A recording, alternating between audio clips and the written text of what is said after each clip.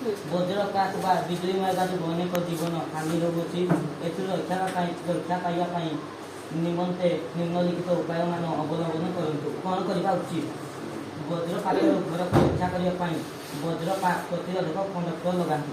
ଆଚ୍ଛା, ଆମ ସମସ୍ତେ ଘରେ ଯଦି ଲାଇଟନିଂ ରୁ ମୁକ୍ତି ପାଇବାକୁ ଚାହୁଁଛୁ, ଯଦି ରିସ୍କ ଆମେ ମିନିମାଇଜ କରିବାକୁ ଚାହୁଁଛୁ, ତାହେଲେ ଆର୍ଥିଂ ଠିକସେ ରହିଥିବା କଥା ନାଇଁ କି? ଘରର ଯେତେବେଳେ ବି ଇଲେକ୍ଟ୍ରିଫିକେସନ ହଉଛି ଆର୍ଥିଂଟା ପ୍ରପରଲି ରହିବା କଥା। ଆର୍ଥିଂ ମାନେ କ'ଣ?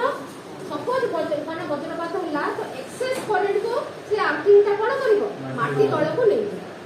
ତ ଆମ ଘର ଆମ ଜିନିଷ ପତ୍ର ସବୁ ଟିକେ ସୁରକ୍ଷିତ ରହିବ। ନମ୍ବର 2, ଘଡ଼ଘଡ଼ି ଶବ୍ଦ ଶୁଣିଲେ ଖୋଲା ସ୍ଥାନରୁ ଯଥାଶୀଘ୍ର କୌଣସି ପକ୍କା ଘର ଭିତରକୁ ଚାଲି ଆସନ୍ତୁ। ଆଚ୍ଛା, ଘଡ଼ଘଡ଼ି ଜେନେରାଲି ଟାଇମରେ କ'ଣ ହେଇଥାଏ? ଆମେ ବାହାରେ ଖେଳୁଥିବା, ପଡ଼ିଆରେ କ୍ରିକେଟ ଖେଳୁଥିବା କିମ୍ବା ବାହାରେ ବୁଲୁଥିବା, ସେଇ ସମୟରେ ଘଡ଼ଘଡ଼ି